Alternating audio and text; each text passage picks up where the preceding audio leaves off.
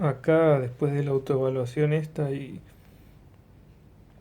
estos problemas 1-1 son varios sistemas de ecuaciones de distinto tipo, algunos compatibles, incompatibles o indeterminados, así que si quieren practicar también la parte gráfica pueden verla, graficar ambas rectas y ver que se cumple y el punto que se cortan es la coordenada en donde que les da como solución del sistema, todo eso se puede trabajar acá. Pero me interesa pasar a lo que es ya sí un sistema más general, ¿sí? Vamos primero a ver un sistema de tres ecuaciones con tres incógnitas. Y después vamos a ver ya el caso más general de todo, un sistema de m ecuaciones con n incógnitas. Y en particular acá vamos a ver el método que se utiliza para resolver estos sistemas donde ya hay mayor número de ecuaciones y mayor número de incógnitas y en los cuales los métodos de sustitución directa e igualación ya no son útiles, digamos, porque llevan una mucha cantidad de pasos y no son prácticos. Entonces para eso está el método conocido como eliminación de Gauss-Jordan o eliminación gaussiana, ¿sí? El método de Gauss-Jordan. Bueno, vamos a arrancar viendo un sistema de tres ecuaciones con tres incógnitas, ¿sí? X1, X2, X3. Este ya le han puesto números a los coeficientes. Vamos a ver cómo se procede. Lo que vamos a hacer para tratar de despejar una incógnita dentro de todo este mar que uno tiene ahí es empezar a hacer operaciones con las ecuaciones, digamos, ¿sí? Sumarlas entre sí, restarlas, multiplicarlas por un número y sumarlas. Entonces veamos acá los distintos pasos que realiza. Veamos cómo arranca. Arranca dividiendo la primera ecuación por 2. Ven que la primera era 2x1 más 4x2 más 6x3 igual a 18.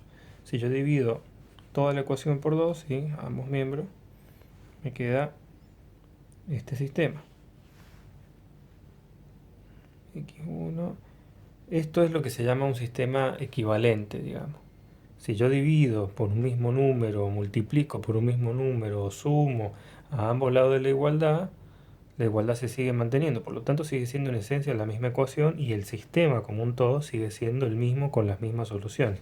Esa es la justificación última de por qué es válido hacer todo esto. Entonces, bueno, primero divide la primera ecuación por 2. Después, esta nueva ecuación lo que va a hacer es sumar las dos primeras ecuaciones a sustituir cualquier de las dos ecuaciones. Primero se simplifica el sistema multiplicando ambos lados de la ecuación, esta, la primera, por menos 4 y sumando esta nueva ecuación a la b. O sea, va a multiplicar toda esta ecuación, la primera, por menos 4. Y después se la va a sumar a eso que obtuvo a esta, a la segunda ecuación. ¿Por qué? Bueno, porque si yo acá multiplico por menos 4, independientemente de lo que pasa con todo esto, este en particular me va a quedar menos 4x1. Y al sumárselo a esta segunda, se va a cancelar este menos 4x1 con el 4x1 y me va a quedar solo x2 y x3 en esa nueva ecuación que yo obtengo. ¿Sí? Ahí está. Acá está el ejemplo, acá está hecha el cálculo completo. La primera multiplicada por menos 4, sumada a la segunda, se va al x1 y me queda esto, con x2. Después, esta es la nueva ecuación de 1, 2, 2b. Mi segunda ecuación pasa a ser esta entonces.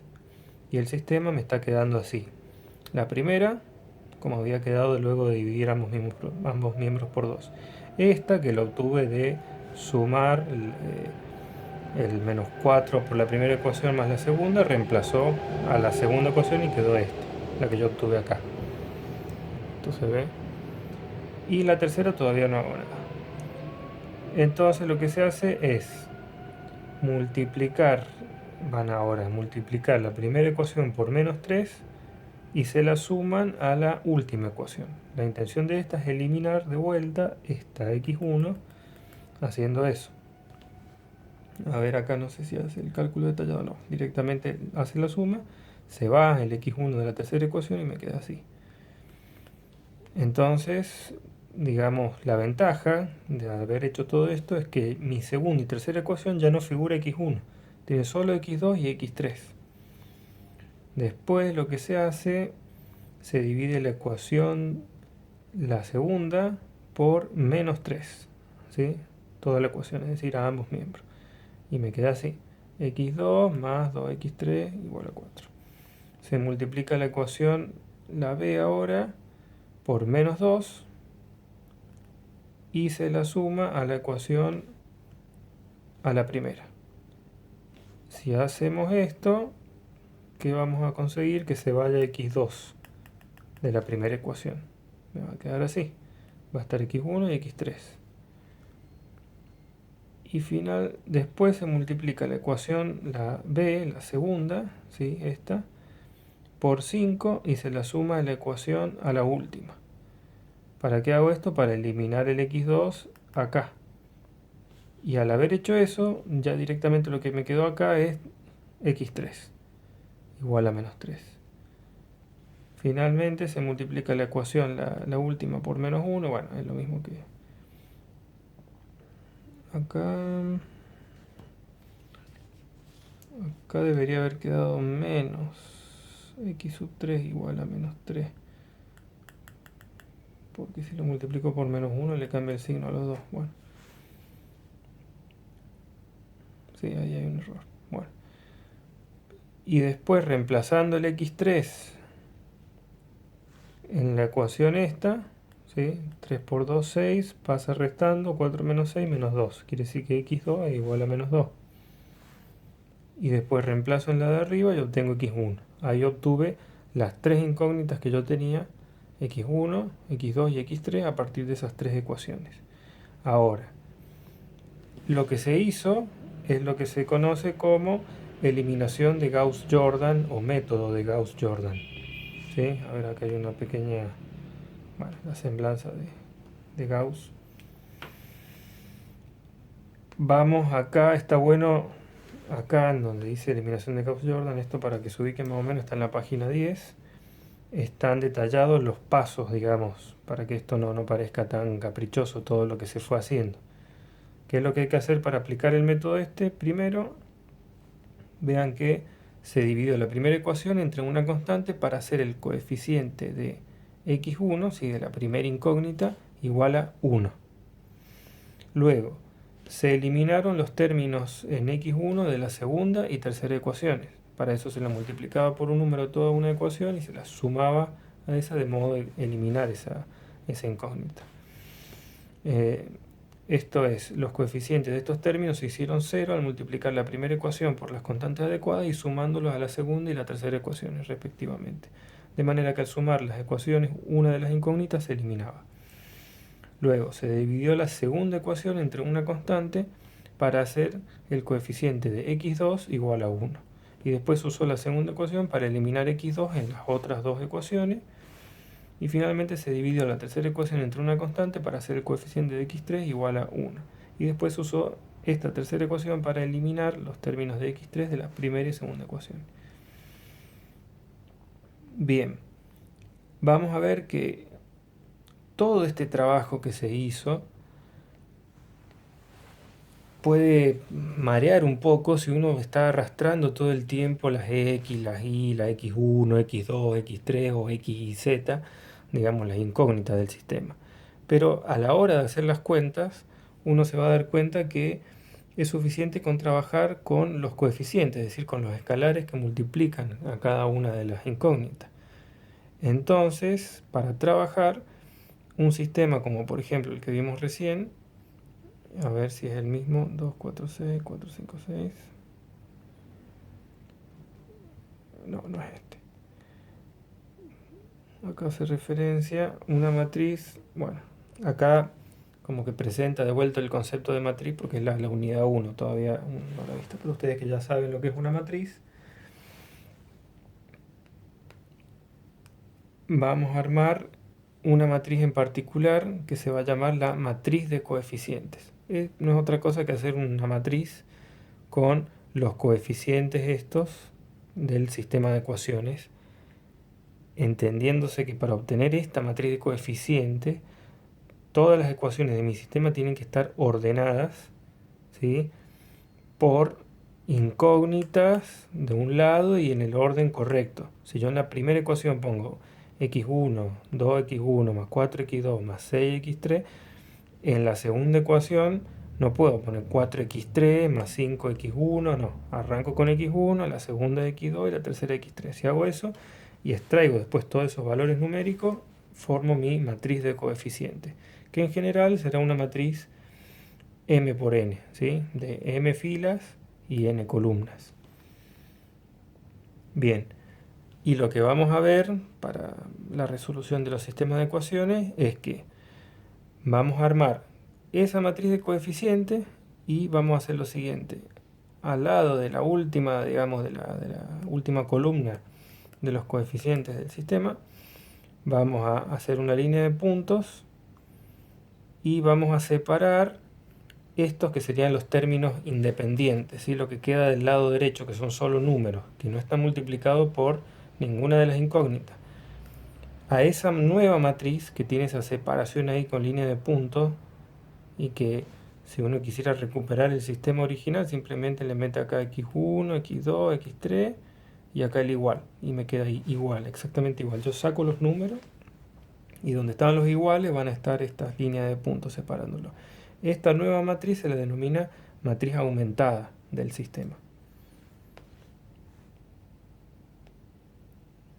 Bien, y ahora vamos a sistematizar un poco lo que era la eliminación de Gauss-Jordan a partir de operaciones que yo voy a hacer directamente con los coeficientes de esa matriz aumentada. Entonces, vamos a ver que dichas operaciones son las que se conocen como operaciones elementales por renglones o por filas, ¿sí? Y básicamente las que yo voy a hacer son tres. La primera es multiplicar o dividir un renglón, ¿sí?, toda una fila, por un número diferente de 0 en una ecuación. Todas estas operaciones elementales, vuelta a claro, no me modifican el sistema. Esa es la justificación de que yo pueda usarlas. Otra de las operaciones elementales de las filas es sumar un múltiplo de un renglón a otro renglón, ¿sí? Acá el libro usa mucho el término renglón, pero recuerden que el renglón es una fila, ¿sí? Eso es lo que habíamos hecho al multiplicar toda una fila, toda una ecuación por una constante y después sumársela a otra ecuación, ¿sí? Multiplico toda una fila por un número y se la sumo a otra fila. Y la otra operación que se puede utilizar es intercambiar el lugar de dos filas, ¿sí? La fila 1 puede pasar a ser la fila 3 sin ningún problema y la fila 3 la fila 1. Bien, el proceso de aplicar estas operaciones elementales por renglones para simplificar una matriz aumentada se llama reducción por renglones o por operaciones elementales en las filas. Y acá también es algo que quizás no sea tan estandarizado, pero uno puede simbolizar la operación elemental que está haciendo con la matriz aumentada del siguiente modo, ¿sí? La primera, que es la de multiplicar una fila, la reemplaza por esa fila multiplicada por una constante, c. Después la otra, reemplaza la fila j por la fila j más la constante por la fila i, ¿sí? Esta es la que le suma un múltiplo escalar de una de las filas a otra. Y esta es la que intercambia la fila i con la j, o el renglón i con el renglón j. Esto está bueno a la hora cuando uno va reduciendo una matriz, de poner abajo, aclarar qué operación elemental está haciendo, para no perderse, porque si después se equivoca al final, tiene que rastrear en dónde está el error. Entonces, si uno sabe qué operación elemental hizo en cada paso, lo tiene ahí anotado, puede chequear dónde está el error. En cambio, si lo hacen mentalmente, si bien puede ser más rápido, después el error no tiene trazabilidad, digamos. Bien. Veamos, acá hay un ejemplo de una matriz aumentada y de cómo aplicando estas operaciones elementales la van reduciendo, ¿sí? La van simplificando. Acá está todos los pasos que se hacen. El primero cambia la fila, o sea, básicamente multiplica toda la fila 1 por un medio, ¿sí? De modo que, no sé qué toque, de modo que le queda 1, 2, 3 y 9. Después cambia la fila 2 por la fila 2 menos 4 veces la fila 1. ¿Para qué? Para eliminar este, ¿sí? Que acá tenga un 0. Y así. Acuerden que sé que la idea de la eliminación gaussiana es siempre obtener primero un 1. Este número ya vamos a ver que se llama pivot o pivote. Y después a las otras ecuaciones se le suma un múltiplo negativo de esta para eliminar esa incógnita de las otras ecuaciones. Y así sucesivamente hasta que quede algo que tenga acá un 1, ceros abajo y así. Ustedes sigan bien esos ejemplos. ¿Ven? En el mejor de los casos, ya vamos a ver qué significa el mejor de los casos, pero cuando yo termino de realizar todas las operaciones posibles con la eliminación de Gauss-Jordan, voy a llegar a obtener algo así. En el lado izquierdo, en la matriz de coeficientes, voy a obtener esto, que es lo que yo les dije que se denomina matriz identidad. Y del otro lado voy a obtener estos números. Y si sucede esto con un sistema de 3×3, ¿sí? 3 ecuaciones y 3 incógnitas, quiere decir que mi sistema es compatible determinado, es decir, que tiene una sola solución, y es esta: x1 igual a 4, x2 igual a menos 2 y x3 igual a 3. Este es como el caso más prolijo de las. Pero veamos que pueden pasar otras cosas. Veamos un sistema de 3 ecuaciones con 3 incógnitas, pero que tenga infinitas soluciones.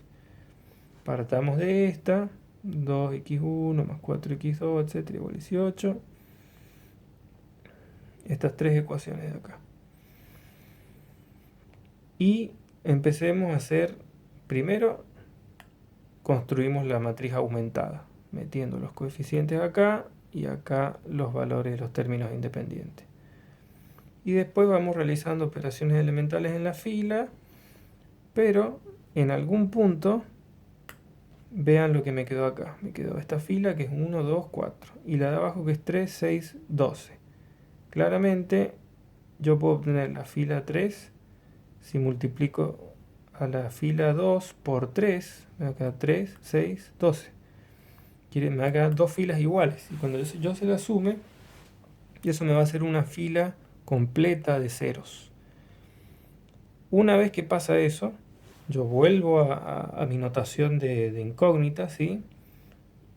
Y veo que me quedaron estas dos ecuaciones con estas tres incógnitas, ¿sí? Dos ecuaciones nomás y tres incógnitas. El sistema, digamos, no va a tener una única solución. ¿Por qué? Porque me queda una incógnita libre ahí, a la cual yo le puedo dar un valor cualquiera. Esa incógnita, no sé si está aclarado por acá todavía, pero es lo que se denomina un grado de libertad, cuando yo tengo una fila de ceros ahí. ¿Por qué? Porque yo acá puedo espejar x1 en función de x3 y x2 en función también de x3. De modo que la solución, a ver si lo han puesto, ahí está, la solución va a ser una tríada, ¿sí? Una terna de números de la siguiente forma: 1 más x3, punto y coma, 4 menos 2x3, punto y coma, x3. Para cada valor de x3 yo voy a tener una solución distinta. Por lo tanto, tengo infinitas soluciones. Y lo otro que puede pasar es que mi sistema sea inconsistente o incompatible. Veamos este ejemplo. Cuando yo quiero armar la matriz aumentada de este ejemplo que tengo acá, ojo que acá, al no haber x1, su coeficiente sería un 0, ¿sí? ¿Ven? Voy haciendo la reducción por filas, con operaciones elementales en las filas, y llego a algo así.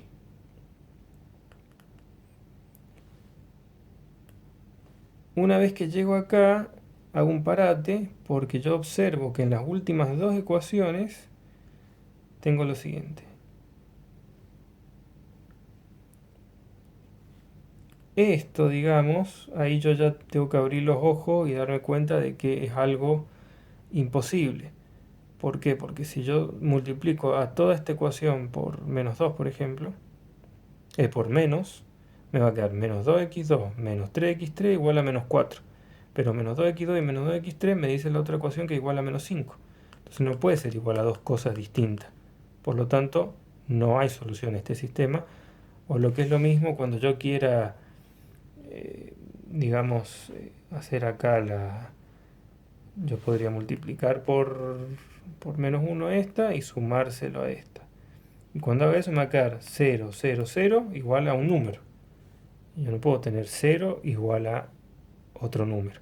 Entonces ahí es otra forma de ver que acá hay un problema. Cuando sucede eso se dice que el sistema no tiene solución. O es incompatible o inconsistente. Bien.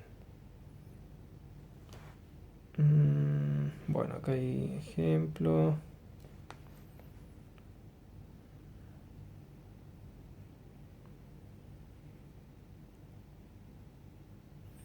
Acá dice, bueno, vean porque va a presentar un concepto que es la matriz reducida, pero vean que en uno de los ejemplos arrancó con esta matriz y luego de hacer todas las operaciones elementales en la fila y la eliminación de Gauss-Jordan, llegó a esta matriz para los coeficientes, ¿sí? La redujo a esta matriz. En el otro ejemplo, en el que era un sistema compatible indeterminado, haciendo la reducción gaussiana, llegó a esta otra matriz. Esas matrices, en particular, se denominan forma escalonada reducida por filas o por renglones de las respectivas matrices de las cuales proviene, ¿sí? En general se va a tener la siguiente definición para lo que es una matriz en su forma escalonada y reducida por filas.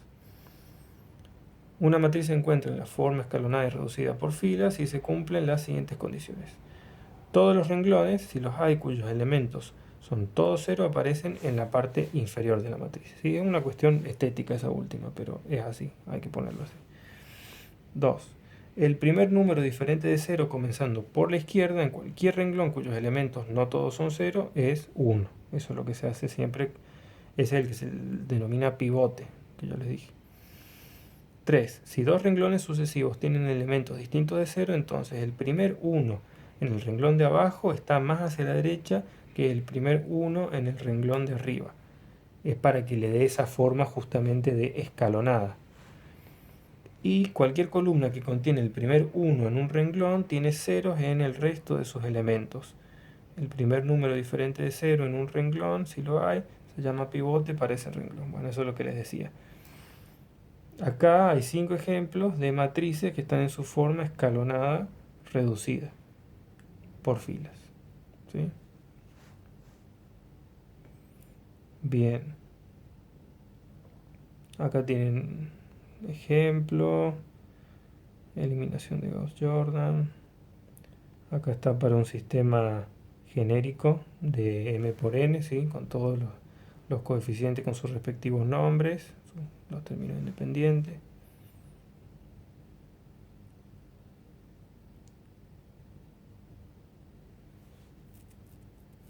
Acá hay un ejemplo hecho, este está bueno, un sistema de dos ecuaciones con 4 incógnitas, ¿sí? Acá claramente el sistema es indeterminado, porque voy a tener muchas más incógnitas que ecuaciones. Cuando yo termine de reducir mi matriz, me va a quedar de una forma en la cual me van a quedar 2 grados de libertad. Entonces la solución final van a figurar esos 2 grados de libertad. En este caso, x3 y x4 son las incógnitas que figuran en la solución y a partir de las cuales, si yo les doy valores, obtengo las distintas soluciones al problema. Bien, después hay aplicaciones y un análisis geométrico. Hasta ahí.